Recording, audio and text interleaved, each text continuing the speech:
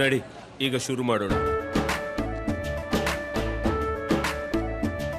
ಕೇಸರಿಯಿಂದ ಮನೋಲ್ಲಾಸ ಮನಸ್ಸು ಮತ್ತೇರಿ ಕುಣಿದಾಡಿದೆ ನೋಡು, ಮನಸ್ಸು ಮತ್ತೇರಿ ಕುಣಿದಾಡಿದೆ ನೋಡು.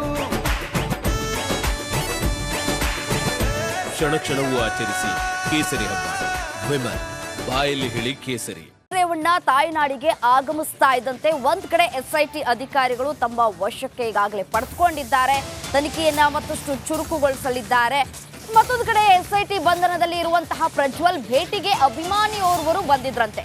ಎಸ್ಐಟಿಗೆ ಆಗಮಿಸಿದಂತಹ ಪ್ರಜ್ವಲ್ ಬ್ರಿಗೇಡ್ ಸಂಘದ ಅಧ್ಯಕ್ಷರು, ಪ್ರಜ್ವಲ್ ರೇವಣ್ಣ ಬ್ರಿಗೇಡ್ ಸಂಘದ ಅಧ್ಯಕ್ಷ ನರೇಂದ್ರ ಬಾಬು ಆಗಮಿಸಿದ್ದಾರೆ. ಗೇಟ್ ಬಳಿ ಹೋಗಿ ಮೀಟ್ ಮಾಡಬೇಕು ಅವರ ಅಂತ ಹೇಳಿ ಮನವಿ ಕೂಡ ಮಾಡಿಕೊಂಡಿದ್ದಾರೆ. ಒಳಗೆ ಬಿಡದೆ ಗೇಟ್ನಿಂದಲೇ ಅವರನ್ನ ಹೊರಗಡೆ ಕಳುಹಿಸಿದ್ದಾರೆ ಪೊಲೀಸರು. ಮಿನಿಮಮ್ ಕಾಮನ್ ಸೆನ್ಸ್ ಇರುತ್ತೆ. ಅವರು ಇಷ್ಟು ದಿನ ತಲೆಮರೆಸ್ಕೊಂಡಿದ್ದಾರೆ, ಅವರನ್ನ ತಕ್ಷಣವೇ ವಶಕ್ಕೆ ಪಡೆದುಕೊಳ್ತಾರೆ. ನಮ್ಮನ್ನ ಭೇಟಿ ಮಾಡಕ್ ಬಿಡ್ತಾರೋ ಇಲ್ವೋ ಅನ್ನೋದು ಮಿನಿಮಮ್ ಕಾಮನ್ ಸೆನ್ಸ್ ಆಗಿರುತ್ತೆ.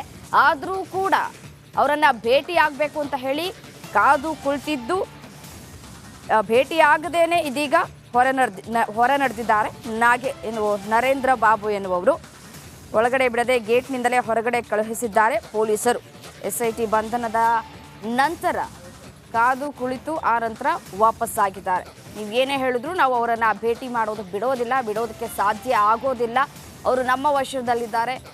ತನಿಖೆ ಆಗಬೇಕು. ತನಿಖೆಯಾದ ನಂತರ ಕೋರ್ಟಿಗೆ ಅವರನ್ನು ಹಾಜರುಪಡಿಸಬೇಕು. ಅದಾದ ನಂತರ ಕೋರ್ಟ್ ಯಾವ ರೀತಿಯಾದಂತಹ ತೀರ್ಮಾನ ತೆಗೆದುಕೊಳ್ಳುತ್ತೆ, ಕೋರ್ಟ್ ಯಾವ ರೀತಿಯಾಗಿ ಹೇಳುತ್ತೆ ಅನ್ನೋದ್ರ ಮೇಲೆ ಸಾಕಷ್ಟು ತನಿಖೆಗಳಾಗಬೇಕಿದೆ. ನಿಮ್ಮನ್ನು ಭೇಟಿ ಆಗೋದಕ್ಕೆ ಬಿಡೋದಕ್ಕೆ ಸಾಧ್ಯ ಆಗೋದಿಲ್ಲ. ನೀವು ಹೇಗೆ ಬಂದ್ರಿ ಅನ್ನುವಂತಹ ಪ್ರಶ್ನೆಗಳನ್ನು ಕೂಡ ಅಲ್ಲಿ ಸ್ಥಳದಲ್ಲಿ ಮಾಡಲಾಗಿರುವಂಥದ್ದು.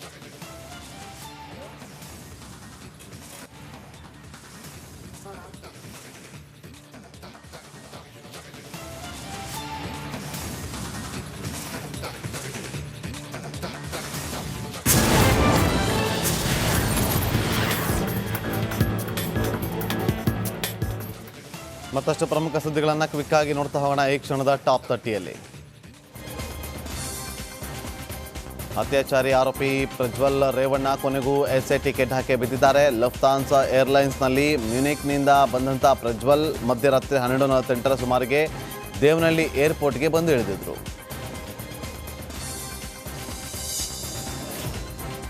ಇನ್ನು ಪ್ರಜ್ವಲ್ ರೇವಣ್ಣ ಆಗಮಿಸುತ್ತಿದ್ದಂತೆ ಎಸ್ಐಟಿ ಅಧಿಕಾರಿಗಳು ಆತನನ್ನು ವಶಕ್ಕೆ ಪಡೆದರು. ಬಳಿಕ ಆತನನ್ನು ಎಸ್ಐಟಿ ಕಚೇರಿಯತ್ತ ಕರೆದುಕೊಂಡು ಹೋಗಿದ್ದಾರೆ.